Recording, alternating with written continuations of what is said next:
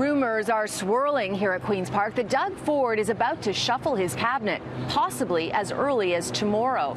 Now, insiders tell me the government's been looking at 3 cabinet ministers in particular, trying to figure out just what to do with them.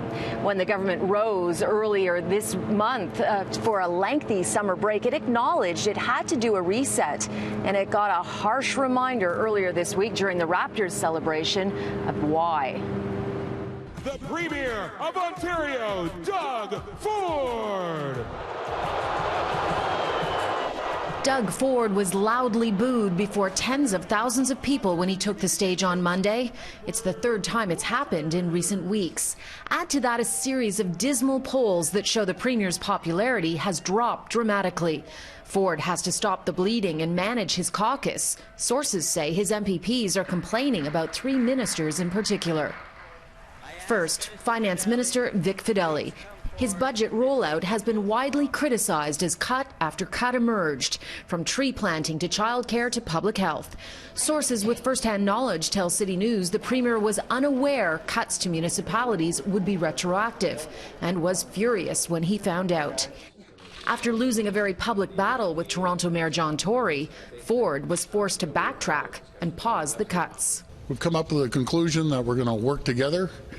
We're going to maintain the funding throughout this year. Then there is Social Services Minister Lisa MacLeod, who has been condemned for the government's massive overhaul to the autism program. She initially announced more children would get less funding, capping it based on age and income, regardless of need. MacLeod was adamant the government would not budge. So I'll be very clear. This is the program. This is what's going to be implemented.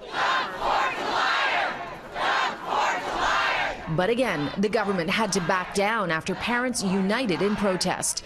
The PCs are doubling the funding. However, parents say the entire system has been thrown into chaos.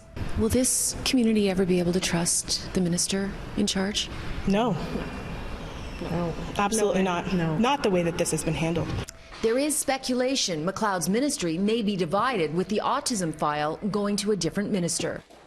Lisa Thompson becomes Minister of Education. The 3rd minister, Education Minister Lisa Thompson, who's been criticized for mixed messaging and being in over her head.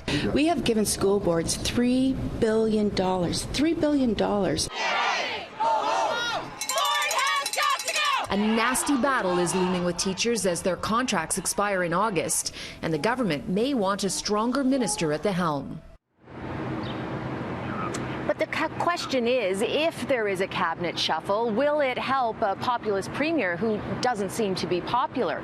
Doug Ford's problems go far deeper than his ministers. During the campaign trail, he made a lot of promises that he could balance the books, finding efficiencies, no job losses. A year into its mandate, it's clear voters have figured out that it's not going to be that easy.